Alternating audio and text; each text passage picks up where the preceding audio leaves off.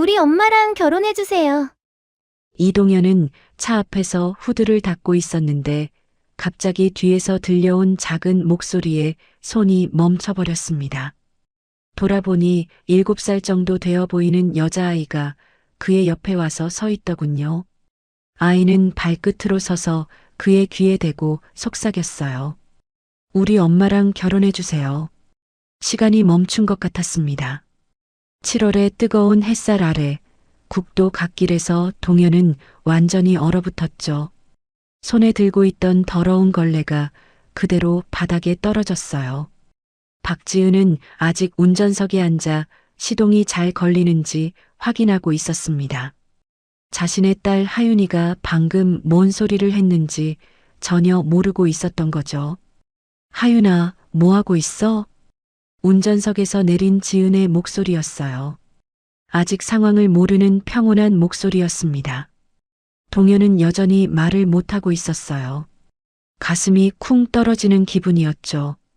이런 일이 정말 일어날 수 있는 건가요? 차 한번 고쳐준 게 전부인데. 하윤이는 아저씨 옆에서 천진하게 미소를 지으며 엄마를 바라봤습니다. 마치 아주 당연한 일을 한 것처럼 말이에요. 엄마, 이 아저씨가 우리 차 고쳐줬어. 아이가 환하게 웃으며 엄마에게 달려갔어요. 그제서야 동현은 정신을 차릴 수 있었습니다. 정말 어떻게 감사를 드려야 할지 모르겠어요. 지은이 동현에게 와서 고개를 숙였습니다. 30대 초반 정도로 보이는 그녀는 하얀 블라우스가 땀에 젖어 있었어요. 차가 고장나서 많이 당황했었나 봅니다. 동현은 아직도 아이가 한 말이 머릿속에서 맴돌고 있었어요. 우리 엄마랑 결혼해주세요. 도대체 7살 아이가 왜 그런 말을. 아니에요. 별일 아니었습니다. 그의 목소리가 어색하게 나왔습니다. 손끝이 미세하게 떨리고 있었거든요. 이런 상황은 처음이었으니까요. 그때였어요. 하윤이가 엄마에게 뛰어가더니 큰 소리로 말했습니다. 엄마, 내가 아저씨한테 엄마랑 결혼하라고 했어. 순간 지은의 얼굴이 하얗게 질렸어요. 눈이 휘둥그레져서는 동현을 바라보더니 다시 하윤이를 보고 또 동현을 봤습니다. 뭐라고? 목소리가 떨리고 있었어요. 당황한 기색이 역력했죠. 동현도 어떻게 반응해야 할지 몰랐습니다. 이런 상황에 대한 매뉴얼이 어디 있겠어요? 차 고쳐준다고 왔다가 갑자기 결혼 제안을 받게 될 줄이야. 엄마가 밤에 혼자 울어서. 하윤이가 조그맣게 중얼거렸습니다. 그 말에 동현과 지은은 모두 숨이 멎었어요. 아이는 정말 순수했습니다. 엄마를 위한 마음이었던 거죠. 자기 나름대로 해결책을 생각해낸 거였어요. 친절한 아저씨가 나타났으니까 이 사람이 엄마를 도와줄 수 있을 거라고 생각한 겁니다. 하윤아, 그런 말하는 거 아니야. 지은의 목소리가 떨렸어요. 부끄러움과 미안함이 섞인 목소리였습니다. 갓길에 이상한 침묵이 흘렀어요. 멀리서 트럭이 지나가는 소리만 들려왔습니다. 동현은 이 상황을 어떻게 정리해야 할지 몰랐어요. 그냥 웃어넘기고 가버리기엔.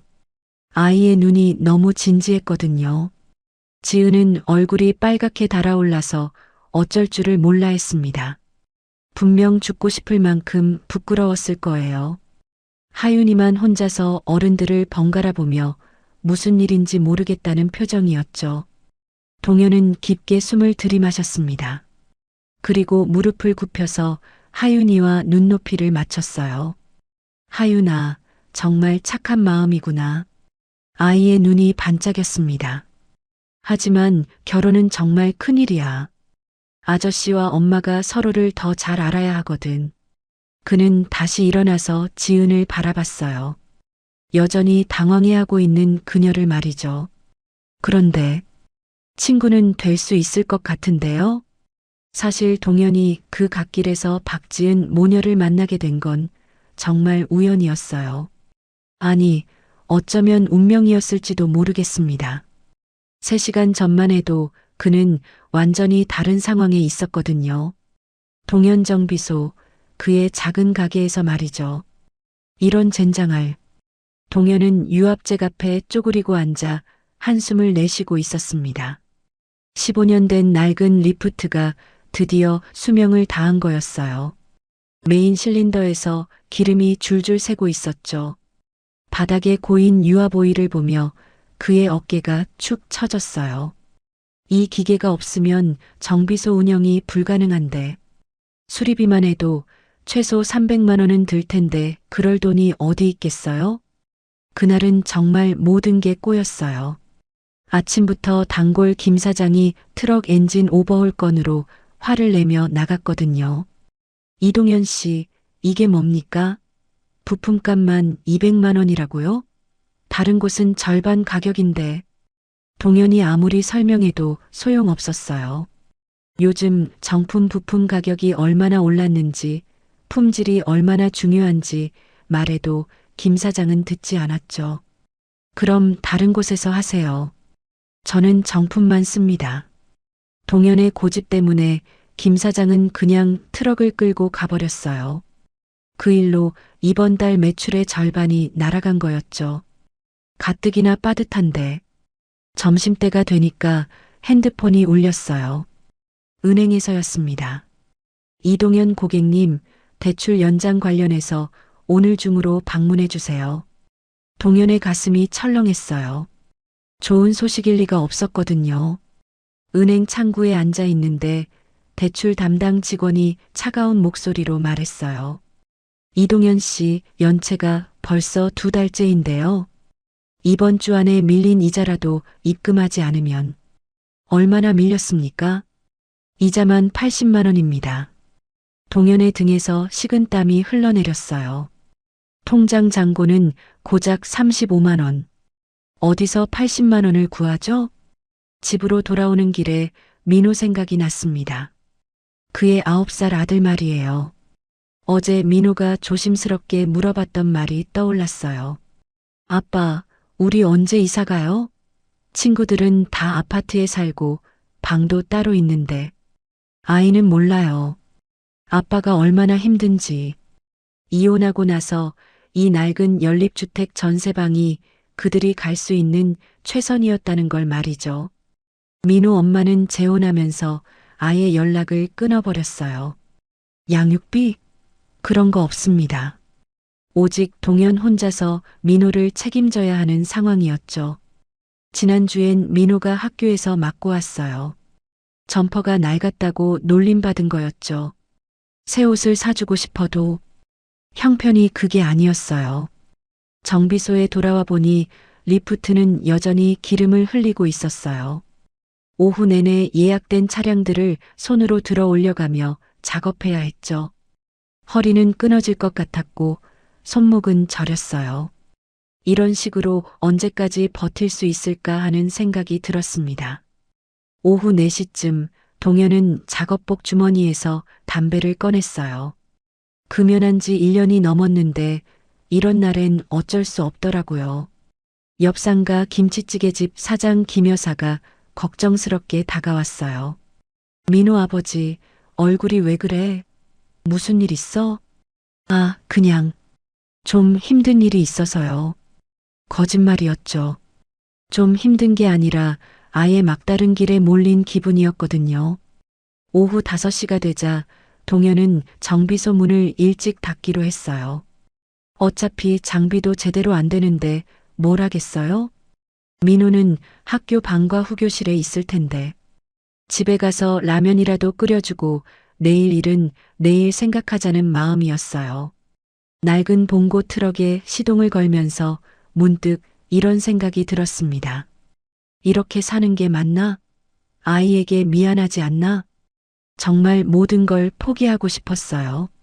어디 공장이라도 들어가서 월급이나 받으며 사는 게 나을 것 같았죠.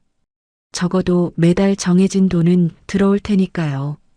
집으로 가려면 국도를 타야 했어요. 평소보다 차가 별로 없어서 쌩쌩 달리고 있었죠. 라디오에서는 경쾌한 트로트가 나오고 있었지만 동현의 마음은 전혀 그렇지 않았어요. 온통 걱정뿐이었거든요. 내일 은행에 뭐라고 말하지? 민호 학원비는 어떻게 하지? 리프트 수리비는 또 어디서? 창밖으로 지나가는 논밭을 보며 그는 생각했어요. 차라리 농사라도 짓는 게 나을까? 하지만 땅도 없고 나이도 이미 40이 다 되어 가는데 그때였어요. 저 앞쪽에서 하얀 연기가 모락모락 피어오르는 게 보였죠. 처음엔 그냥 지나가려고 했어요. 자기 일도 아니고 그날 하루 종일 힘들었거든요. 하지만 가까이 가보니 파란색 소나타 한 대가 갓길에 서 있고 보닛에서 김이 나고 있더라고요. 그리고 차 옆에 여자 한 분이 서서 울고 있었어요. 뒷좌석엔 작은 아이가 앉아 있었고요. 아이는 창밖을 보며 무서워하는 표정이었죠. 동현은 그냥 지나갈 수 없었어요. 아무리 자신이 힘들다고 해도 자신보다 더 급한 사람이 있는데 모른 척할 순 없었거든요. 특히 아이가 있는 걸 보니까 민호 생각이 났어요. 만약 자신이 민호와 함께 길에서 차가 고장났다면 누군가 도와주길 바랐을 테니까요. 동현은 트럭을 갓길에 세우고 비상등을 켰습니다. 뒷차들이 위험하지 않게 말이죠. 안녕하세요. 무슨 일이세요? 동현이 다가가자 그 여자분이 깜짝 놀라며 고개를 들었어요. 눈이 빨갛게 부어 있었죠.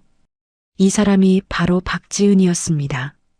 초등학교 교사인 그녀는 그날 하윤이와 함께 시골 할머니를 뵈러 가는 길이었어요. 죄송해요.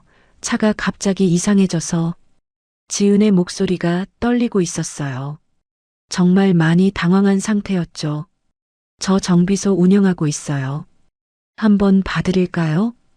그때 뒷좌석에 있던 하윤이가 창문을 내리더니 조그맣게 말했어요. 엄마가 울고 있어요. 그 말에 동현의 가슴이 뭉클해졌습니다. 아이도 얼마나 무서웠을까요? 보닛을 열어보니 역시나 라디에이터 호스가 터진 거였어요. 여름철엔 흔한 고장이었죠. 다행히 큰 문제는 아니에요. 호스만 갈아주면 됩니다. 동현이 말하자 지은의 얼굴에 희망이 스쳤어요. 얼마나 들까요?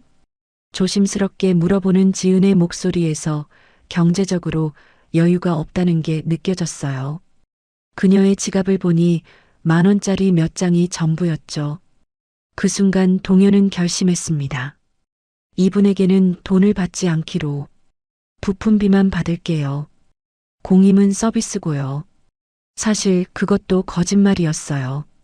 부품비도 받지 않을 생각이었거든요. 지은이 놀란 표정으로 동현을 바라봤어요.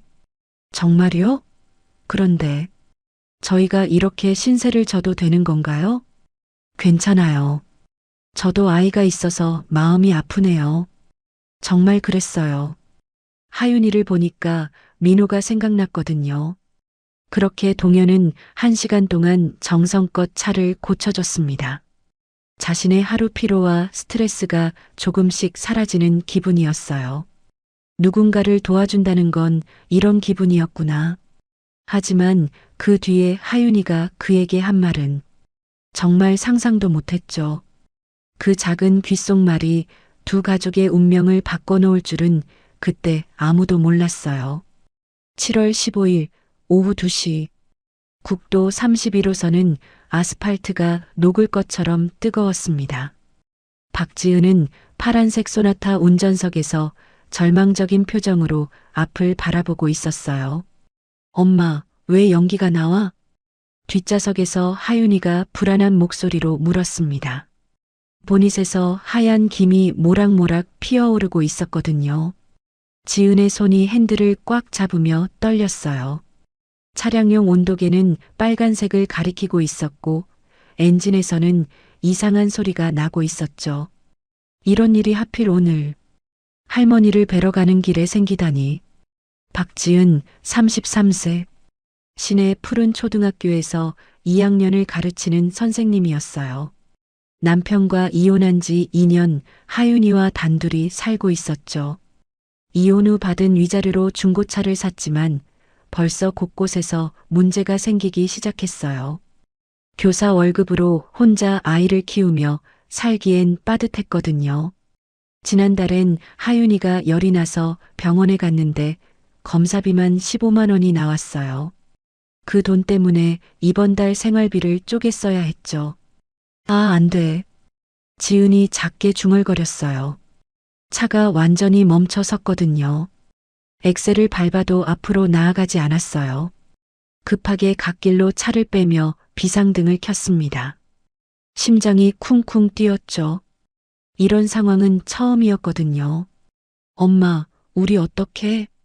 하윤이의 목소리에서 무서움이 느껴졌어요. 7살 아이에게 이런 상황이 얼마나 무서웠을까요? 지은은 핸드폰을 꺼내 보험회사에 전화했어요. 네, 견인 서비스 요청하는데요. 고객님, 현재 위치가 어디신가요? 국도 31호선인데 정확한 주소는 잘 모르겠어요. 확인해서 연락드릴게요. 대기 시간은 약 2시간 정도 예상됩니다. 2시간? 이 뜨거운 날씨에 아이와 함께 2시간을? 지은은 고개를 떨궜어요. 지갑을 열어보니 10,000원짜리 5장이 전부였어요. 할머니께 드릴 용돈까지 합쳐서 말이죠. 엄마가 미안해, 하윤아. 지은의 눈가가 촉촉해졌어요. 이런 상황에서 아이에게 미안한 마음뿐이었거든요. 하윤이는 엄마의 표정을 보더니 조용해졌어요. 아이 나름대로 상황이 좋지 않다는 걸 느꼈나 봅니다. 괜찮아, 엄마. 나는 안 무서워. 하지만 아이의 목소리가 떨리고 있었어요. 7살 아이가 엄마를 위로하려고 애쓰는 모습에 지은의 가슴이 더욱 아팠죠. 그때였어요. 낡은 봉고 트럭 한 대가 뒤에서 다가와 갓길에 멈춰 섰습니다. 트럭에서 내린 남자는 30대 후반 정도로 보였어요. 작업복을 입고 있었고 얼굴에는 고된 하루의 피로가 느껴졌죠. 안녕하세요. 무슨 일이세요? 지은은 깜짝 놀라며 고개를 들었어요. 낯선 남자가 다가오니까 처음엔 경계심이 들었거든요. 하지만 그의 목소리에서 진심 어린 걱정이 느껴졌어요. 죄송해요. 차가 갑자기 이상해져서. 지은의 목소리가 떨렸습니다. 하루 종일 울먹거렸던 탓에 목이 쉬어 있었어요. 동현은 지은의 모습을 보며 마음이 아팠어요. 땀에 젖은 하얀 블라우스, 빨갛게 부은 눈, 그리고 뒷좌석에서 불안해하는 아이까지. 저 정비소 운영하고 있어요. 한번 봐드릴까요? 정말요? 하지만 저희가 돈이 별로 없어서. 지은이 조심스럽게 말했어요. 부끄러웠지만 솔직하게 말할 수밖에 없었거든요. 엄마가 울고 있어요. 뒷좌석에서 하윤이가 조그맣게 말했습니다. 창문을 살짝 내리고 동현을 바라보고 있었어요. 그 말에 동현의 가슴이 뭉클해졌어요. 민호도 자주 이런 말을 했거든요. 아빠가 힘들어 보여라고 말이죠. 아저씨가 도와줄게. 동현은 아이에게 따뜻하게 말했어요. 하윤이의 얼굴에 작은 희망이 피어났습니다. 동현은 보닛을 열어봤어요.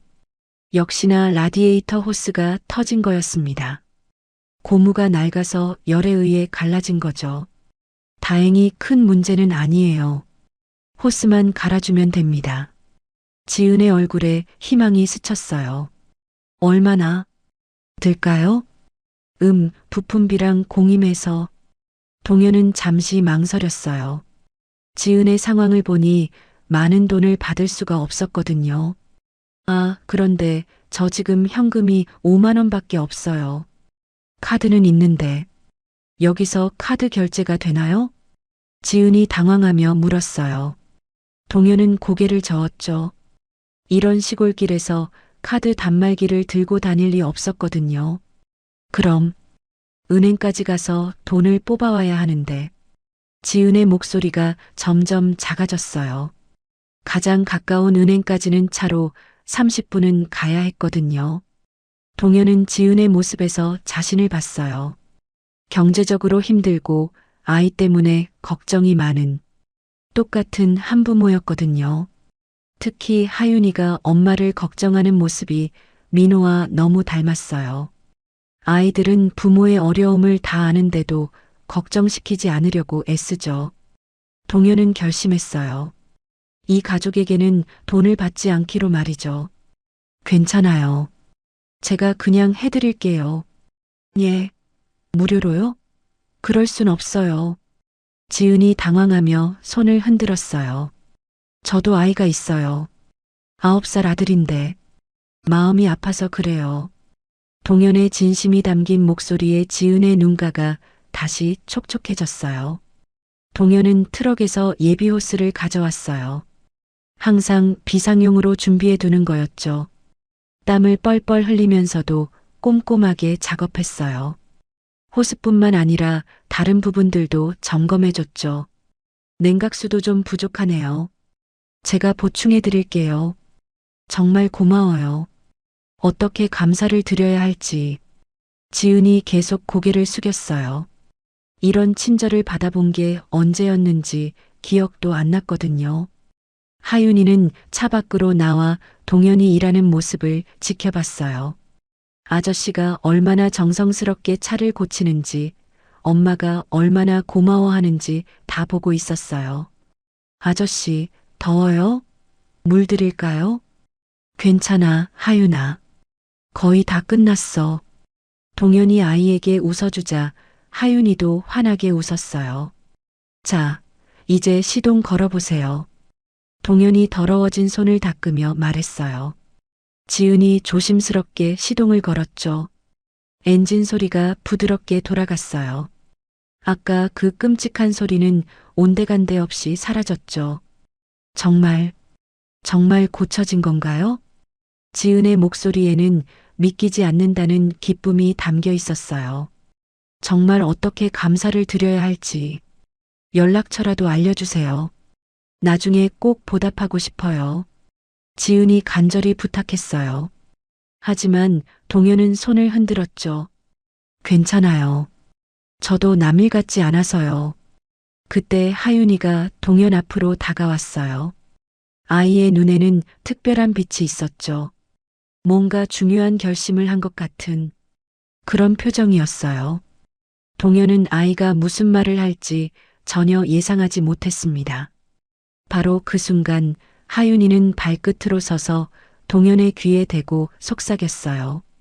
그 귓속말이 세 사람의 운명을 완전히 바꿔놓을 줄은 아무도 몰랐죠. 우리 엄마랑 결혼해 주세요. 하윤이가 동현의 귀에 속삭인 그 순간 아이의 마음속에는 깊은 바람이 담겨 있었어요. 사실 하윤이는 오랫동안 이런 생각을 하고 있었거든요. 엄마가 혼자서 얼마나 힘든지, 밤에 몰래 울고 있는지 다 알고 있었어요. 아이는 어른들이 생각하는 것보다 훨씬 많은 걸 보고 느꼈습니다. 엄마가 웃을 때도 눈은 슬퍼 보인다는 것, 전화 통화할 때 목소리가 떨린다는 것 말이죠. 엄마가 밤에 혼자 울어요. 하윤이가 조그맣게 덧붙인 말에 동현과 지은은 모두 숨이 멎었어요. 지은은 자신이 아이 몰래 운다고 생각했었는데 아이가 다 알고 있었던 거죠.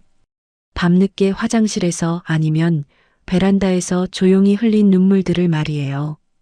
하윤이에게 그 소리는 마음을 아프게 하는 것이었어요. 엄마가 왜 우는지는 정확히 몰라도 엄마가 혼자서 뭔가 힘들어한다는 건 알 수 있었거든요. 우리에게 아빠가 필요해요. 하윤이는 정말 진지했어요. 아이 나름대로 상황을 분석하고 해결책을 찾은 거였죠. 친구들은 다 엄마 아빠가 함께 있는데 자신들만 엄마 혼자였어요. 그래서 엄마가 힘든 거라고 생각했습니다. 그런데 오늘 나타난 이 아저씨는 달랐어요. 친절하게 차도 고쳐주고 돈도 받지 않겠다고 하고 이런 좋은 사람이 우리 아빠가 되면 엄마가 더 이상 울지 않을 거라고 생각한 거죠. 하윤아, 그런 말하는 거 아니야. 지은의 얼굴이 빨갛게 달아올랐어요. 목소리가 떨리고 있었죠. 이런 상황은 처음이었거든요. 차를 고쳐준 것만도 고마운데 갑자기 딸이 결혼하라고 제안하다니 얼마나 부끄럽고 당황스러웠을까요? 지은은 동현에게 사과하고 싶었지만 입이 잘 떨어지지 않았어요. 어떤 말을 해야 할지 몰랐거든요. 동현도 완전히 당황했지만 한편으로는 마음이 흔들렸어요. 하윤이의 순수한 마음이 느껴졌거든요. 엄마를 걱정하는 아이의 마음이 정말 절실했어요. 자신도 민호와 둘이 살면서 아이가 엄마 없이 외로워한다는 걸 알고 있었거든요. 특히 학교 행사 때마다 민호는 다른 친구들 엄마를 부러워했어요. 갓길에 이상한 침묵이 흘렀어요. 멀리서 트럭이 지나가는 소리, 매미 우는 소리만 들렸죠. 동현은 이 상황을 어떻게 정리해야 할지 몰랐어요. 그냥 웃어넘기고 가버리기엔 아이의 진심이 너무 느껴졌거든요. 지은은 얼굴이 빨갛게 달아올라서 어쩔 줄을 몰라 했어요. 분명 죽고 싶을 만큼 부끄러웠을 거예요. 하윤이만 혼자서 어른들을 번갈아 보며 자신이 뭔가 잘못된 말을 했나 하는 표정이었죠. 동현은 깊게 숨을 들이마셨어요. 그리고 무릎을 굽혀서 하윤이와 눈높이를 맞췄습니다. 하윤아, 정말 착한 마음이구나. 엄마를 그렇게 생각하다니. 아이의 눈이 반짝였어요. 아저씨가 자신을 이해해준다는 기분이 들었거든요. 하지만 결혼은 정말 큰일이야. 아저씨와 엄마가 서로를 더 잘 알아야 하거든. 동현은 아이가 이해할 수 있는 말로 천천히 설명했어요. 그런데 친구는 될 수 있을 것 같은데? 동현이 다시 일어나서 지은을 바라봤어요. 여전히 당황해 있는 그녀를 말이죠. 지은의 눈이 커졌어요. 이런 상황에서도 자신들을 배려해주다니 정말 고마웠거든요. 친구요? 네. 저도 혼자 아이 키우고 있어서 서로 도움이 될 수도 있을 것 같아서요. 동현의 제안에 지은의 마음이 조금 놓였어요. 아저씨, 우리 진짜 친구 되는 거예요? 하윤이가 기대에 찬 목소리로 물었어요. 아이에게는 친구든 뭐든 좋았거든요. 엄마가 혼자가 아니게 되는 거니까요. 그래, 친구 되자. 동현은 아이의 머리를 쓰다듬어 줬어요. 보들보들한 머리카락이 손끝에 느껴졌습니다. 하윤이의 얼굴에 환한 미소가 펴졌어요. 오늘 정말 좋은 일이 생긴 거예요. 동현은 지갑에서 구겨진 명함을 꺼냈어요. 동현정비소라고 적힌 명함이었습니다. 모서리가 기름때에 살짝 더러워져 있었죠. 이동현이라고 합니다. 지은이 조심스럽게 명함을 받아들었어요. 손이 미세하게 떨리고 있었습니다. 박지은이라고 해요. 정말 어떻게 감사드려야 할지. 아니에요. 도움이 필요할 때 연락하세요. 정말 고마웠어요. 돈도 안 받으시고. 지은이 고개를 숙였어요. 이런 친절을 받아본 게 정말 오랜만이었거든요. 괜찮아요. 저도 기분이 좋아졌어요. 동현이 진심으로 말했어요. 정말 그랬거든요. 누군가를 도와주니까 마음이 따뜻해졌어요. 특히 하윤이의 순수한 마음을 보니까 세상에 아직 좋은 일들이 남아있다는 생각이 들었죠. 혹시 정말 연락드려도 될까요? 지은이 조심스럽게 물었어요. 동현이 그냥 사교성으로 하는 말일 수도 있잖아요. 네, 언제든지요. 특히 차에 문제 생기면 꼭 연락하세요. 감사해요. 정말 감사해요.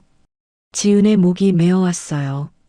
이런 따뜻함을 받아본 게 언제였는지. 아저씨, 우리 집에도 놀러 와요. 하윤이가 천진하게 말했어요.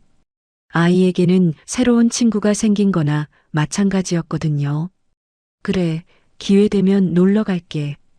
동현이 웃으며 대답했어요. 정말 기회가 되면 가고 싶다는 생각이 들었죠. 지은도 작게 미소를 지었어요.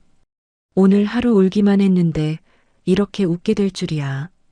아저씨도 아들 있다고 하셨죠? 우리 친구 할까요? 하윤이가 또 다른 제안을 했어요. 아이는 정말 적극적이었어요. 민호라고 해. 하윤이보다 2살 많아. 와, 오빠네. 만나보고 싶어요. 하윤이의 기대에 찬 모습을 보니까 동현의 마음도 따뜻해졌어요. 그럼 저희 먼저 가봐야 할 것 같아요. 할머니께서 기다리고 계셔서. 지은이 아쉬운 듯 말했어요. 정말 오랜만에 마음 편한 시간이었거든요. 네, 조심히 가세요. 연락 기다릴게요. 동현이 손을 흔들었어요. 하윤이는 차에 타면서도 계속 손을 흔들었어요. 아저씨, 꼭 연락해요. 파란색 소나타가 다시 국도로 들어섰어요. 이번엔 연기도 나지 않고 이상한 소리도 나지 않았습니다. 동현은 그 차가 사라질 때까지 지켜봤어요. 뒷유리창으로 하윤이가 손을 흔드는 게 보였거든요. 도대체 방금 무슨 일이 일어난 걸까요? 차 한번 고쳐줬을 뿐인데 갑자기 새로운 만남이 생겼어요. 아니, 정확히는 7살짜리 아이가 만들어준 만남이었죠. 동현은 툴박스를 들고 자신의 트럭으로 걸어갔어요. 하지만 마음 한편에는 묘한 기대감이 스며들고 있었습니다. 과연 박지은 씨가 정말 연락을 할까요? 그리고 하윤이의 작은 바람이 정말 이뤄질 수 있을까요? 그날 저녁 동현은 집으로 돌아가는 길에 계속 그 일을 생각했어요. 하윤이의 순수한 귓속말, 지은의 당황한 표정, 그리고 자신이 건넨 명함. 정말 연락이 올까? 동현의 마음 한편에는 기대감이 있었어요. 오랜만에 만난 따뜻한 사람들이었거든요. 특히 하윤이의 모습에서 민호의 외로움을 느꼈죠. 민호를 데리러 학교 방과 후교실에 갔을 때 아이는 늘 혼자 앉아 있었어요. 다른 아이들은 부모가 함께 와서 데려가는데 말이죠. 같은 시간 지은은 할머니 댁에서 저녁을 먹으면서도 계속 그 일을 생각하고 있었어요. 지은아, 무슨 일 있니? 얼굴이 왜 그래? 할머니가 걱정스럽게 물어보셨어요. 아니요, 할머니. 그냥 오늘 좋은 일이 있어서요. 지은은 동현의 명함을 지갑에서 꺼내봤어요. 동현정 비서라고 적힌 작은 명함이었지만 왠지 마음이 따뜻해졌죠. 엄마, 아저씨한테 언제 전화해? 하윤이가 기대에 찬 눈으로 물었어요. 아이는 정말 그 아저씨를 다시 만나고 싶어 했거든요. 하윤아, 아저씨 바쁘실 텐데. 아니야. 아저씨가 연락하라고 했잖아. 하윤이의 말이 맞았어요. 동현은 분명히 연락하라고 했었죠. 하지만 지은은 여전히 망설여졌어요. 이틀 후 화요일 저녁, 지은은 마침내 용기를 냈어요. 하윤이가 잠든 후 조용히 명함을 꺼내 들었죠. 핸드폰을 들고 번호를 눌렀다가 지웠다가를 몇 번 반복했어요. 심장이 두근두근 뛰었거든요. 뭐라고 말하지? 갑자기 전화하면 이상하게 생각하지 않을까? 하지만 결국 전화를 걸었어요. 벨소리가 울리는 동안 가슴이 쿵쾅거렸죠. 여보세요? 동현의 목소리가 들렸어요. 피곤한 목소리였지만 친근했죠. 안녕하세요. 저 박지은이에요. 국도에서. 아, 지은 씨. 안녕하세요. 동현의 목소리가 확실히 밝아졌어요. 정말 반가워하는 것 같았죠. 혹시 바쁘시면? 아니에요, 괜찮아요. 차는 괜찮으신가요? 첫 마디부터 지은을 걱정해주는 동현의 마음씨에 지은이 감동했어요. 차는 정말 잘 돌아가요. 정말 고마워요. 다행이네요. 하윤이는 잘 지내죠? 네, 아저씨 얘기를 계속해요. 언제 또 만나냐고. 전화 너머로 동현의 웃음소리가 들렸어요. 저도 그 아이가 자꾸 생각나더라고요. 제 아들과 비슷한 나이라서 그런가 봐요. 혹시 시간 되실 때 커피라도 한잔 하실까요? 그때 감사 인사도 제대로 못 드렸고 지은이 조심스럽게 제안했어요. 좋아요. 언제가 좋으실까요? 동현이 흔쾌히 대답했어요. 사실 그도 지은을 다시 만나고 싶었거든요. 이번 주 토요일 오후는 어떠세요? 아이들도 함께요. 좋네요. 어디서 만날까요? 시내 북카페 어떠세요? 조용하고 아이들이 놀 수 있는 곳이에요. 이렇게 그들의 첫 만남이 정해졌어요. 토요일 오후 2시, 북카페 책과 쉼. 지은은 일찍 와서 자리를 잡고 앉아 있었어요. 하윤이는 신이 나서 아저씨 올 시간만 기다리고 있었죠. 엄마, 아저씨 아들도 온대? 그럼, 민호라고 하더라. 나보다 2살 많으니까 오빠네. 뭘 좋아할까? 하윤이는 벌써부터 민호와 친해질 생각에 들떠 있었어요. 오후 2시 10분쯤 동현이 민호와 함께 나타났어요. 민호는 아빠 뒤에 숨어서 조금 부끄러워하고 있었죠. 안녕하세요. 동현이 지은에게 인사했어요. 정비소에서 볼 때와 달리 깔끔한 셔츠를 입고 있었죠. 안녕하세요. 일찍 왔어요.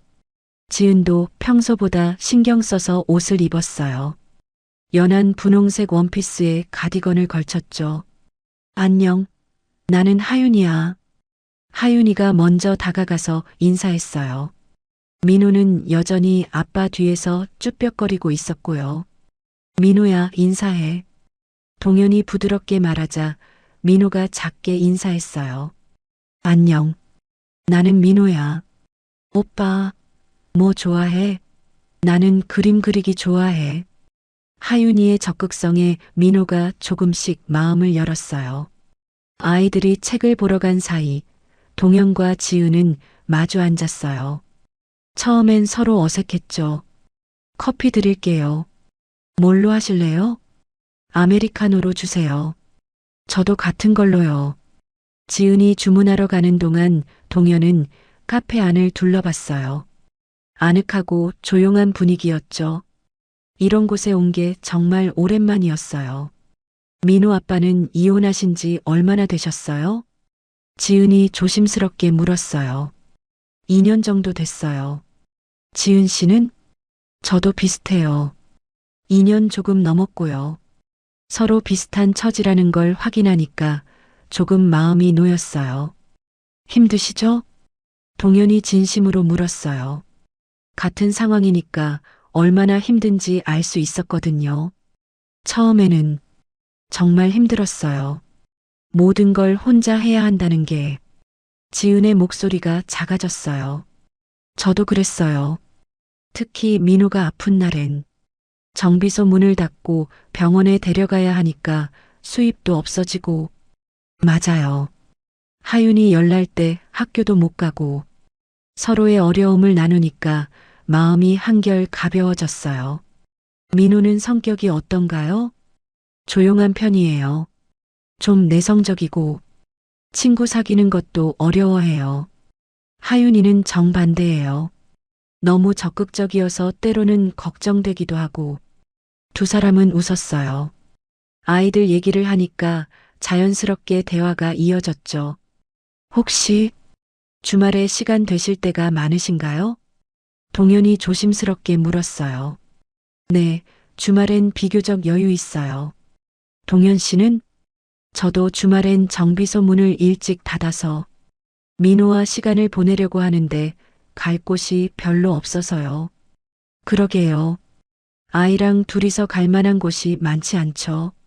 그럼 다음 주말에 아이들과 함께 공원이라도 갈까요? 동현이 제안했어요. 좋은 생각이에요. 하윤이가 정말 좋아할 것 같아요. 지은의 얼굴에 밝은 미소가 펴졌어요. 그때 아이들이 뛰어왔어요. 엄마, 민호 오빠가 만화책 빌려줬어. 아빠, 하윤이가 그림 그려줬어. 아이들도 벌써 친해진 것 같았어요. 그럼 다음 주 토요일에 또 만날까? 네. 하윤이가 가장 큰 소리로 대답했고 민호도 수줍게 고개를 끄덕였어요. 이렇게 4사람의 조심스럽지만 따뜻한 만남이 시작되었습니다. 다음 주 토요일 시내 중앙공원. 오전 10시에 약속을 잡았지만 하윤이는 9시 30분부터 언제가? 를 연발했어요. 하윤아, 아직 시간 안 됐어. 빨리 가자. 민호 오빠 기다리고 있을 거야. 지은은 하윤이의 들뜬 모습을 보며 미소 지었어요. 아이가 이렇게 누군가를 기대해야 하는 건 정말 오랜만이었거든요. 공원에 도착하니 동현과 민호가 벤치에 앉아 기다리고 있었어요. 민호는 아빠 옆에 가만히 앉아 있었지만 마음속으론 궁금했어요. 지난주에 만난 그 활발한 여자아이가 오늘은 어떨까? 아빠, 하윤이 정말 올까? 물론이지. 약속했잖아. 나랑 놀아줄까? 민호는 걱정이었어요. 평소에 친구들과 어울리는 걸 어려워했거든요. 조용한 성격이라 먼저 다가가는 것도 쉽지 않았고요. 민호 오빠. 멀리서부터 하윤이가 손을 흔들며 달려왔어요. 민호는 깜짝 놀라며 몸을 움츠렸죠. 안녕. 기다렸어? 하윤이가 숨을 헐떡이며 민호 앞에 섰어요. 오늘은 분홍색 원피스를 입고 머리에 리본을 달고 있었죠. 응. 안녕. 민호가 작게 대답했어요. 여전히 부끄러워하고 있었지만 지난번보다는 나은 것 같았어요. 뭐하고 놀까? 하윤이가 물었지만 민호는 대답을 못했어요. 평소에 혼자 노는데 익숙해서 다른 아이와 뭘 해야 할지 몰랐거든요. 그네 탈래? 민호가 머뭇거리자 하윤이가 먼저 그네로 뛰어갔어요. 오빠도 와. 하지만 민호는 선뜻 따라가지 못했어요. 다른 아이들도 그네를 타고 있었거든요. 민호가 좀 내성적이라서 걱정이에요. 동현이 지은에게 조심스럽게 말했어요. 괜찮아요. 하윤이가 워낙 활발해서 금세 친해질 거예요. 하지만 지은도 속으론 걱정됐어요. 하윤이가 너무 적극적이어서 민호를 부담스럽게 하는 건 아닐까 하고 말이죠. 두 어른은 멀리서 아이들을 지켜보며 마음을 졸였어요. 한참 혼자 그네를 타던 하윤이가 민호에게 다가왔어요. 오빠, 왜 안 와? 그냥 다른 애들이 많아서. 민호의 말에 하윤이는 금세 이해했어요. 오빠가 다른 아이들이 많은 곳을 싫어한다는 걸 알아차린 거죠. 그럼 저쪽 가자. 하윤이가 사람이 별로 없는 잔디밭 쪽을 가리켰어요. 잔디밭에 앉은 두 아이. 처음엔 조용했지만 하윤이가 가방에서 스케치북을 꺼냈어요. 오빠, 그림 볼래? 민호의 눈이 반짝했어요. 사실 민호도 그림 그리는 걸 좋아했거든요. 우와, 잘 그렸다. 정말? 오빠도 그림 그려? 응, 조금. 뭐 그리는 걸 좋아해? 로봇이랑 자동차. 나도 로봇 좋아해. 같이 그려볼까? 하윤이가 색연필을 민호에게 내밀었어요. 민호는 처음엔 망설이다가 색연필을 받았죠. 뭐 그릴까? 변신하는 로봇? 좋아. 두 아이는 스케치북을 사이에 두고 함께 그림을 그리기 시작했어요. 멀리서 지켜보던 동현과 지은의 얼굴에 미소가 지어졌어요. 다행이네요. 민호가 웃고 있어요. 동현이 안도의 한숨을 쉬었어요. 민호가 다른 아이와 이렇게 자연스럽게 어울리는 건 정말 오랜만이었거든요. 하윤이도 즐거워하고요. 보통은 혼자 그림만 그렸는데 아이들이 서로에게 좋은 영향을 주는 것 같아요. 오빠, 숨바꼭질 할래? 여기서? 하윤이의 제안에 민호가 고개를 끄덕였어요. 평소라면 절대 하지 않았을 게임이었죠. 가위바위보로 술래 정하자. 가위바위보. 하윤이가 졌어요. 민호는 나무 뒤에 숨었고 하윤이는 눈을 감고 숫자를 세었죠. 배고프다. 민호가 작게 중얼거리자 하윤이가 가방에서 김밥을 꺼냈어요. 엄마가 싸줬어. 같이 먹자. 나도 있어. 민호도 아빠가 사준 샌드위치를 꺼냈어요. 바꿔 먹어볼까? 좋아. 두 아이는 서로의 음식을 나눠 먹으며 더욱 가까워졌어요. 하윤아, 너 재밌다. 민호가 처음으로 먼저 말을 걸었어요. 하윤이의 얼굴이 환해졌죠. 정말? 나도 오빠 좋아. 우리 계속 친구하자. 당연하지. 민호의 얼굴에도 환한 미소가 펴졌어요. 오랜만에 보는 진심 어린 웃음이었죠. 아이들이 놀고 있는 동안 동현과 지은도 자연스럽게 대화했어요. 민호 표정이 완전히 달라졌어요. 하윤이도요. 집에서는 혼자 놀 때가 많았는데 아이들이 친구가 생기니까 좋네요. 정말 다행이에요. 민호가 이렇게 밝은 모습을 보여준 게 언제였는지 동현의 목소리에 감동이 담겨 있었어요. 아빠, 하윤이가 나한테 그림 가르쳐 줬어. 민호가 뛰어와서 자랑했어요. 손에는 색연필로 그린 로봇 그림이 들려 있었죠. 우와, 정말 잘 그렸네. 민호 오빠가 로봇 변신하는 거 그려줬어. 하윤이도 신이 나서 그림을 보여줬어요. 벌써 집에 가야 해? 민호가 아쉬워했어요. 평소라면 집에 빨리 가고 싶어 했는데 오늘은 달랐죠. 나도 더 놀고 싶어. 하윤이도 마찬가지였어요. 다음 주에 또 만날까? 동현이 제안했고 지은이 고개를 끄덕였어요. 좋아요. 헤어질 시간이 되자 두 아이는 아쉬워했어요. 민호 오빠 다음 주에 꼭 와. 응, 꼭 올게. 민호가 확실하게 대답했어요. 이런 모습을 보는 게 얼마만인지. 동현과 지은은 서로를 바라봤어요. 아이들뿐만 아니라 자신들에게도 새로운 희망이 생긴 것 같았거든요. 그럼 다음 주에요. 네, 다음 주에 봬요. 네 사람 모두의 얼굴에는 환한 미소가 떠 있었어요. 오늘은 정말 특별한 하루였습니다. 마치 한 가족처럼 자연스러웠던 그 시간들. 각자의 마음 속에는 새로운 가능성이 피어나고 있었어요. 공원에서의 만남 이후 몇 주가 흘렀어요. 어느새 네 사람은 자연스럽게 서로의 일상 속으로 들어가 있었습니다. 화요일 저녁 지은의 핸드폰이 울렸어요. 지은 씨, 혹시 바쁘세요? 동현의 목소리였어요. 조금 당황스러운 느낌이었죠. 아니요, 괜찮아요. 무슨 일이세요? 갑자기 급한 수리건이 들어와서 민호 학원 픽업을 못할 것 같아서요. 아, 그럼 제가 하윤이 데리러 갈 때 민호도 함께 데려올게요. 지은이 주저없이 대답했어요.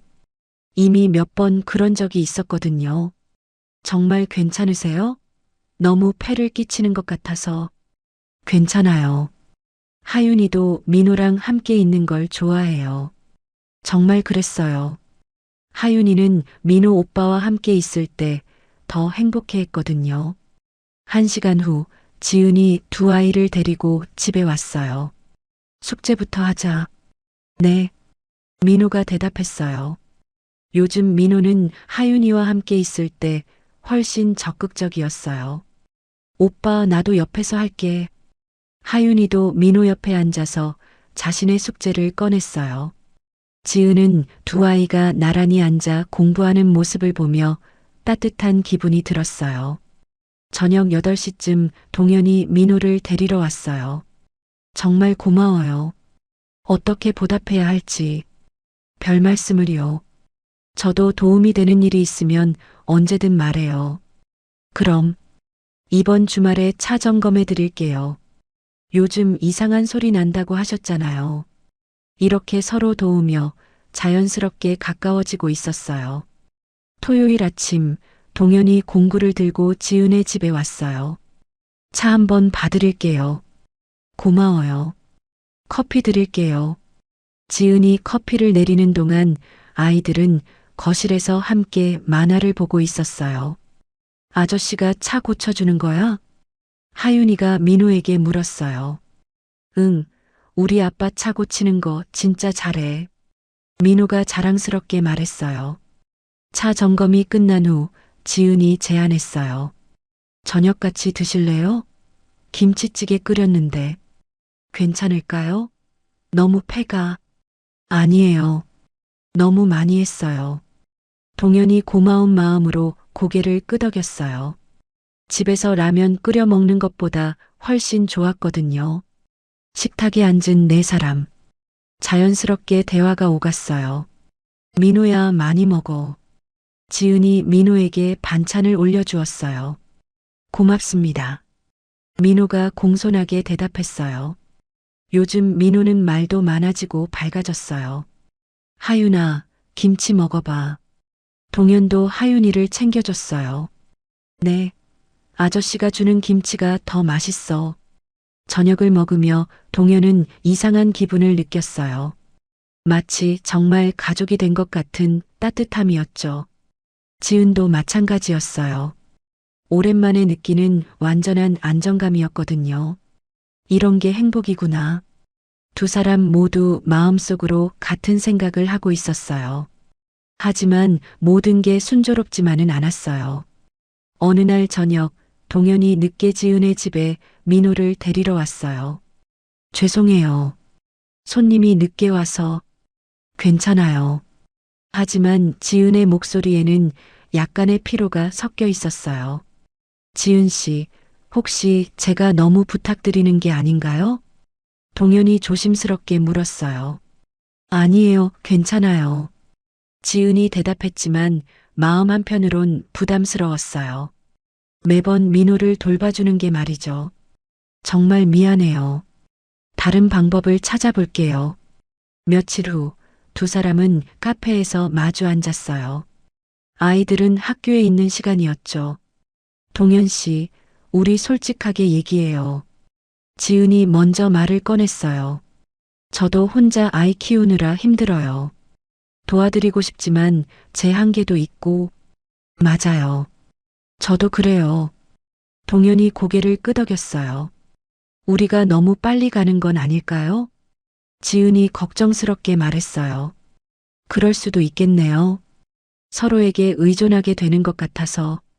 하지만 지은이 잠시 망설이다가 말했어요. 저는 이런 관계가 나쁘지 않아요. 혼자일 때보다 훨씬 좋거든요. 저도 그래요. 동현이 진심을 담아 말했어요. 가족이라는 게 꼭 혈연이어야 하는 건 아니잖아요. 서로 아끼고 돌봐주면. 맞아요. 아이들도 행복해하고. 두 사람은 서로를 바라봤어요. 마음속 깊은 곳에서 우러나오는 감정이었죠. 그럼 이렇게 하면 어떨까요? 동현이 제안했어요. 서로 힘들 때 도와주되 부담스러우면 솔직하게 말하는 거예요. 좋은 생각이에요. 그리고 아이들에게도 좋은 일인 것 같아요. 네, 민호가 정말 많이 밝아졌어요. 하윤이도요. 오빠가 생긴 것처럼 행복해해요.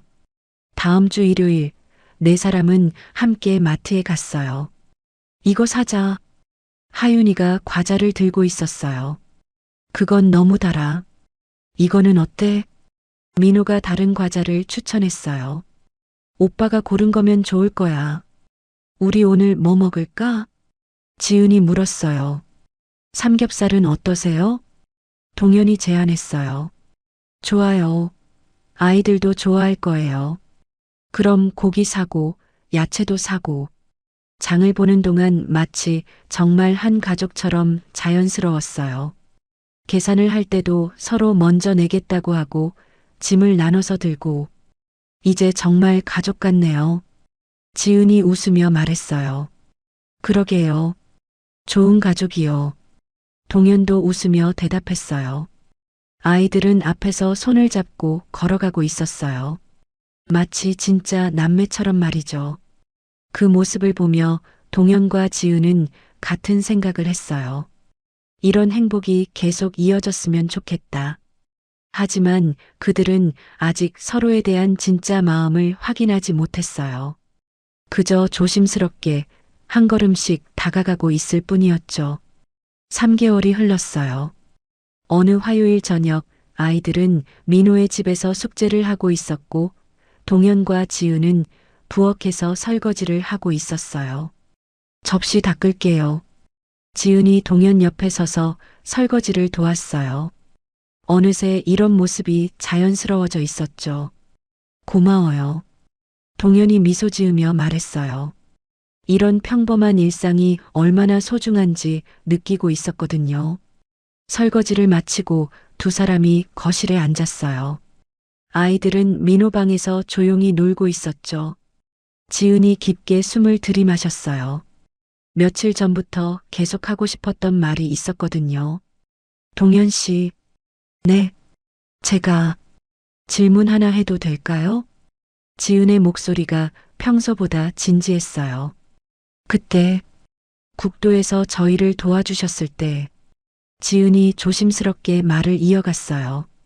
왜 그냥 지나가지 않으셨을까요? 하윤이가 그런 말을 했을 때도 왜 도망가지 않으셨어요? 동현의 가슴이 쿵 떨어졌어요. 지은이 정말 중요한 질문을 한 거였거든요. 동현은 잠시 생각했어요. 정말 솔직하게 대답해야겠다고 마음먹었죠. 사실 처음엔 그냥 지나가려고 했어요. 그런데 지은 씨 모습을 봤어요. 절망하고 계시는 모습을. 그리고 하윤이가 무서워하는 모습도. 동현의 목소리가 차츰 진해졌어요. 그때 제가 생각한 건 만약 제가 민호와 함께 그런 상황에 있다면 어떨까 하는 거였어요. 동현이 계속 말했어요. 누군가 도와주길 간절히 바랐을 텐데. 그런데 모든 사람이 그냥 지나간다면. 지은의 눈가가 촉촉해졌어요. 동현의 마음을 이해할 수 있었거든요. 하윤이가 그런 말을 했을 때는 정말 놀랐어요. 동현이 웃으며 말했어요. 하지만 그 아이의 눈을 보니까 정말 간절했어요. 엄마가 밤에 혼자 울어요라고 했을 때 그 말을 기억하세요? 어떻게 잊을 수 있겠어요? 그 순간 저는 깨달았어요. 뭘 깨달으셨어요? 지은이 조심스럽게 물었어요. 제가 도와야 할 사람은 차가 고장난 여자가 아니라 혼자서 아이를 키우며 힘들어하는 또 다른 부모라는 걸요. 동현의 말에 지은의 가슴이 뭉클해졌어요. 저 자신을 본 것 같았어요. 혼자서 아이 키우며 울고 있는 동현 씨. 지은의 목소리가 떨렸어요. 눈물이 글썽거렸죠. 정말 그런 마음이셨던 거예요? 네. 그리고 지금도 마찬가지예요. 동현이 지은을 바라봤어요. 진심이 담긴 눈빛이었죠. 지은 씨와 함께 있으면 제가 혼자가 아니라는 기분이에요. 사실 제가 이혼하고 나서 정말 힘들었어요. 동현이 자신의 이야기를 시작했어요. 매일 밤 민호 재우고 나면 앞으로 어떻게 살아야 할지 막막했어요. 지은이 조용히 듣고 있었어요. 특히 민호가 엄마는 언제 와? 라고 물을 때마다 가슴이 찢어지는 것 같았어요. 저도 똑같았어요. 지은이 작게 말했어요. 하윤이가 친구들 아빠 이야기할 때마다 미안하고 속상했어요. 정말 힘드셨겠어요. 밤에 혼자 울었던 것도. 맞아요. 하윤이가 다 알고 있었네요. 지은이 씁쓸하게 웃었어요. 그런데 요즘은 달라요. 동현이 말했어요. 지은 씨와 하윤이가 있어서 집에 오는 게 기대돼요. 정말요? 네. 민호도 그래요. 하윤이 이야기를 하며 웃는 걸 보면 정말 행복해 보여요. 지은의 얼굴에 미소가 스쳤어요. 저도 고백할 게 있어요. 지은이 용기를 냈어요. 동현 씨가 없었다면 저희는 어떻게 되었을까 생각해요. 무슨 말씀이세요? 그날 차가 고장 났을 때 정말 절망적이었어요. 돈도 없고 도와줄 사람도 없고. 그런데 동현 씨가 나타나셨어요. 천사처럼. 지은의 목소리가 떨렸어요. 돈도 받지 않고 도와주시고 하윤이한테도 친절하게 해주시고 당연한 일이었어요. 아니에요. 당연하지 않아요. 누구나 할 수 있는 일이 아니거든요. 하지만 저는 두려워요. 지은이 솔직하게 말했어요. 또 실패할까봐. 하윤이가 다시 상처받을까봐. 동현이 지은의 손을 가만히 잡았어요. 저도 무서워요. 민호에게 또 다른 이별을 경험하게 할까봐. 그럼 어떻게 하죠? 지은이 물었어요. 천천히 가면 어떨까요? 동현이 말했어요. 서로의 마음을 확인해 가면서, 아이들도 생각하면서. 좋은 생각이에요. 지은이 고개를 끄덕였어요. 하지만 한 가지는 확실해요. 동현이 지은을 바라보며 말했어요. 저는 지은 씨와 하윤이 없는 삶은 이제 상상할 수 없어요. 지은의 눈에서 눈물이 떨어졌어요. 기쁨의 눈물이었죠. 저도 마찬가지예요. 두 사람은 서로를 바라봤어요. 말하지 않아도 알 수 있었어요. 서로를 향한 마음이 같다는 걸 말이죠. 그때 아이들의 웃음소리가 들려왔어요. 엄마, 오빠가 로봇 만들어줬어. 아빠, 하윤이가 그림 그려줬어.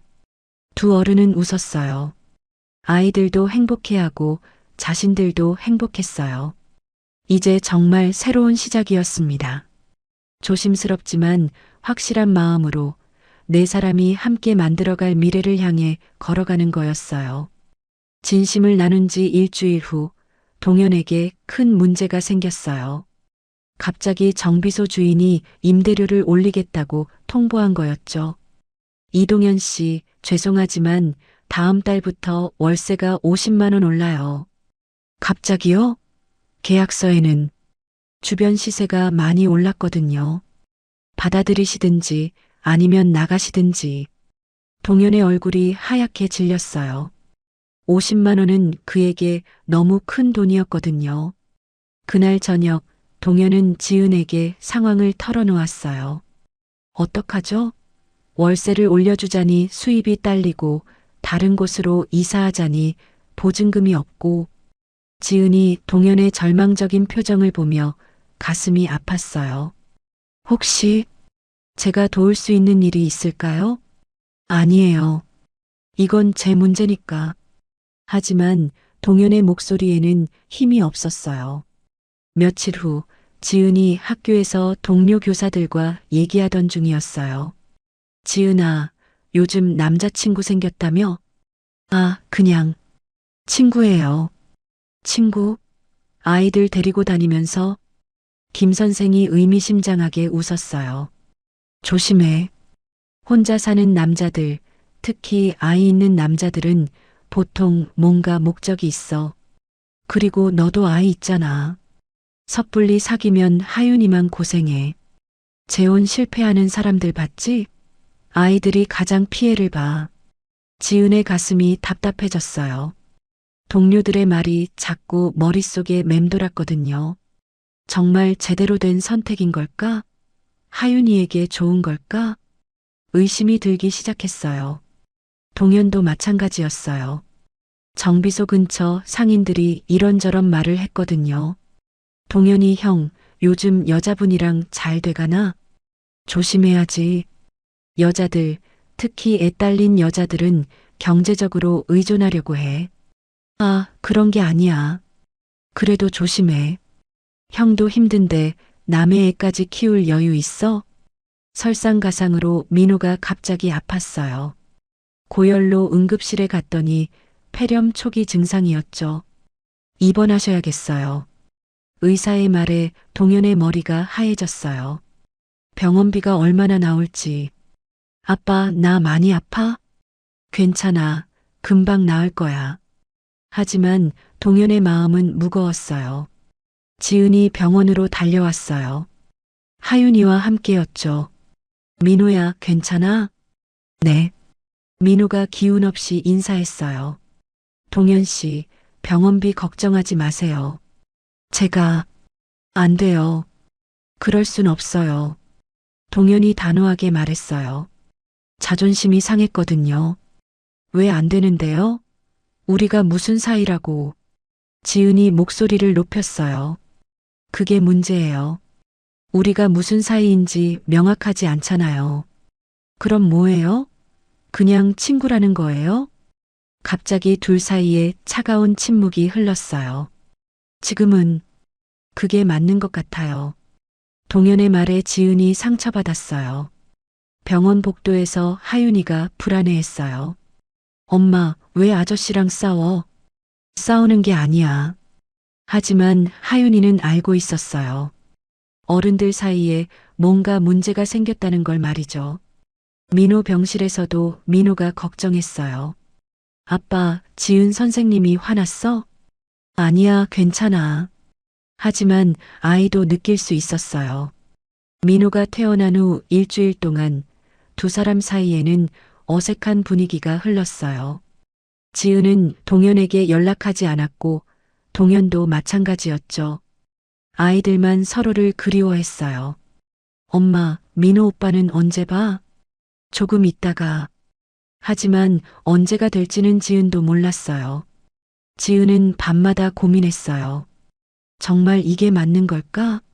하윤이만 상처받는 건 아닐까? 동현도 마찬가지였어요. 내가 너무 자존심만 챙긴 건 아닐까?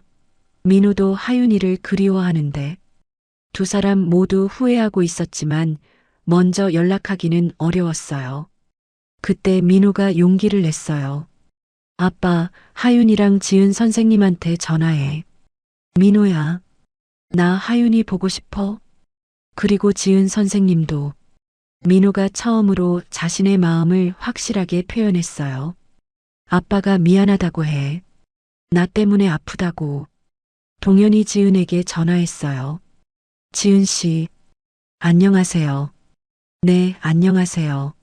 서로 어색했지만 동현이 먼저 사과했어요. 죄송해요. 제가 너무 고집을 부렸네요.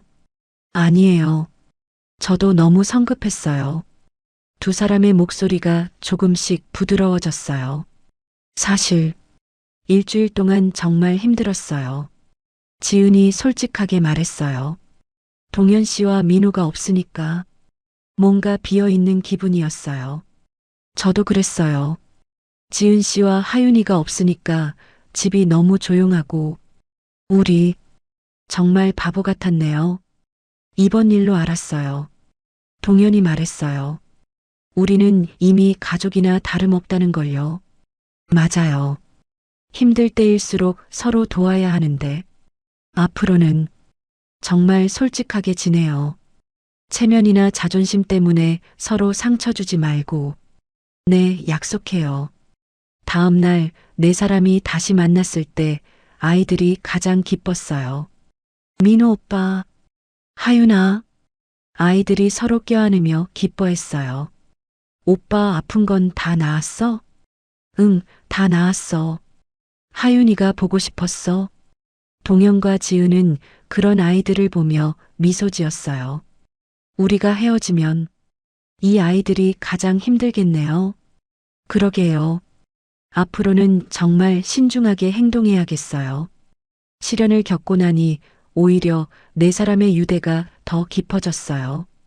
이제는 정말 무엇이든 함께 헤쳐나갈 수 있을 것 같았죠. 어려움이 있어도 서로를 믿고 의지할 수 있다는 확신이 생겼어요. 그것이 바로 진정한 가족의 모습이었습니다. 시련을 극복한 지 6개월이 지났어요. 이제 네 사람은 정말 한 가족처럼 지내고 있었습니다. 동현의 정비소도 안정을 되찾았어요. 지은의 도움으로 가계부를 정리하니까 수입이 늘어났거든요. 오늘 매출이 얼마예요? 15만 원이요. 어제보다 늘었네요. 지은이 환하게 웃었어요. 동현의 일이 잘 되면 자신의 일처럼 기뻤거든요.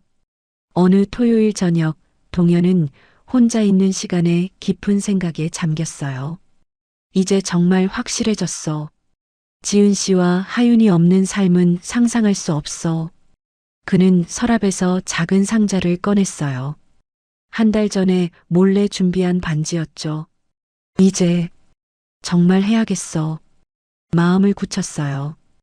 지은에게 프로포즈하기로 말이에요. 다음 날 동현은 민호를 불러 앉혔어요. 민호야, 아빠가 할 말이 있어. 뭐예요? 지은 선생님과 결혼하면 어떨 것 같아? 민호의 눈이 반짝였어요. 정말요? 하윤이가 진짜 내 동생이 되는 거예요? 그렇게 되겠지. 좋아요. 찬성. 민호가 손을 번쩍 들었어요. 같은 시간 지은도 하윤이와 이야기하고 있었어요. 하윤아, 만약 동현 아저씨가 아빠가 되면 어떨까? 하윤이가 깜짝 놀라며 엄마를 바라봤어요. 정말요? 내가 그때 말했던 게 이루어지는 거예요? 그런 것 같아. 와, 내 소원이 이루어져. 하윤이가 폴짝폴짝 뛰었어요. 동현은 특별한 프로포즈를 계획했어요. 화려한 게 아니라 자신들다운 소박하지만 진심 어린 프로포즈를 말이죠. 정비소에서 하려고 했어요. 그들이 처음 만난 그 장소와 비슷한 곳에서 말이죠. 민호야, 아빠 도와줄래? 네. 뭘 도와드릴까요? 비밀 작전이야. 토요일 오후 동현이 지은에게 전화했어요. 지은 씨, 혹시 시간 되세요? 정비소에서 배웠으면 해서요. 지금요? 무슨 일이세요? 그냥 보여드리고 싶은 게 있어요. 지은이 하윤이와 함께 정비소로 향했어요. 정비소에 도착한 지은이 깜짝 놀랐어요. 평소와 달리 깔끔하게 정리되어 있었고 작은 꽃다발도 놓여 있었거든요. 뭐예요, 이거? 엄만 예뻐. 하윤이가 신이 나서 꽃을 만져봤어요. 동현이 민호와 함께 나타났어요. 두 사람 모두 정장을 입고 있었죠. 지은 씨. 동현이 지은 앞에 섰어요. 손에는 작은 상자를 들고 있었죠. 6개월 전에 제가 한 말 기억하세요? 무슨 말이요? 천천히 가자고 했던 말이요. 지은의 가슴이 두근거렸어요. 뭔가 특별한 일이 일어날 것 같았거든요. 이제는 확신해요. 동현이 무릎을 꿇었어요. 지은 씨, 저와 결혼해 주세요. 지은의 눈에서 눈물이 쏟아졌어요. 너무 갑작스럽고 너무 기뻤거든요. 동현 씨, 완벽한 남편이 될 자신은 없어요. 하지만 지은 씨를 사랑하고 하윤이를 내 딸처럼 아끼겠어요. 엄마, 빨리 대답해. 하윤이가 손뼉을 치며 소리쳤어요. 지은 선생님, 우리 가족이 되어주세요. 민호도 용기를 내어 말했어요. 지은은 울고 웃으며 고개를 끄덕였어요. 네. 정비소의 환호성이 울려 퍼졌어요. 동현이 떨리는 손으로 지은의 손가락에 반지를 끼워줬어요. 예뻐요. 고마워요. 지은이 동현을 꼭 껴안았어요. 정말 오랜만에 느끼는 안정감이었거든요. 하윤이와 민호도 두 어른을 껴안으며 기뻐했어요. 프로포즈 후 2달 동안 결혼 준비를 했어요. 화려한 결혼식 대신 소박하고 따뜻한 결혼식을 원했거든요. 하객은 누구를 부를까? 가족들과 정말 가까운 친구들만요. 아이들이 주인공인 결혼식으로 해요. 정말 4사람 모두가 행복한 결혼식을 계획했어요. 11월의 어느 따뜻한 토요일, 작은 예식장에서 결혼식이 열렸어요. 하윤이는 예쁜 드레스를 입고 꽃을 뿌리는 역할을, 민호는 반지를 전달하는 역할을 맡았어요. 하윤이 예쁘다. 민호도 멋있어. 아이들이 서로를 칭찬하며 웃었어요. 이동현, 박지은을 평생 사랑하고 지켜주겠습니까? 네. 박지는 이동현을 평생 사랑하고 지켜주겠습니까? 네. 그리고 목사님이 특별한 질문을 추가했어요. 민호, 지은 씨를 엄마로 받아들이겠습니까? 네. 하윤이, 동현 씨를 아빠로 받아들이겠습니까? 네. 이제 여러분은 한 가족입니다. 모든 사람이 박수를 쳤어요. 지은과 동현은 키스했고 아이들은 환호했어요. 이제 정말 가족이에요. 하윤이가 소리쳤어요. 네, 정말 가족이야. 동현이 네 사람을 모두 껴안았어요. 결혼식이 끝나고 네 사람은 처음 만났던 국도를 지나가고 있었어요. 여기서 모든 게 시작됐네요. 지은이 감회에 젖어 말했어요. 하윤이 덕분이에요. 동현이 웃으며 말했어요. 내가 한 말 맞죠? 하윤이가 자랑스럽게 말했어요. 맞아. 네 말이 맞았어. 차 안에는 따뜻한 웃음이 가득했어요. 아빠, 우리 이제 정말 행복하게 살 수 있어요? 민호가 물었어요. 그럼 우리 네 명이 함께니까. 약속해요. 하윤이가 새끼손가락을 내밀었고 네 사람이 모두 새끼손가락을 걸었어요. 그렇게 작은 귓속말로 시작된 기적 같은 이야기가 해피엔딩을 맞았습니다. 때로는 가장 작은 말 한마디가 인생을 바꿀 수 있다는 것을, 진정한 가족은 혈연이 아니라 사랑으로 만들어진다는 것을 보여준 따뜻한 이야기였어요. 하윤이의 순수한 귓속말이 네 사람에게 새로운 행복을 선물해 준 거죠. 그리고 그 행복은 앞으로도 계속 이어질 것입니다. 오늘 두 가족의 이야기 어떠셨나요? 이야기가 재밌으셨다면 구독과 좋아요 부탁드려요. 그리고 지금 이 순간 어디서 무엇을 하며 들어주고 계신지 댓글로 나눠주세요. 여러분의 이야기도 궁금하거든요. 여러분 가정에 따뜻한 행복이 가득하시길 바라며 오늘도 시청해주셔서 감사합니다.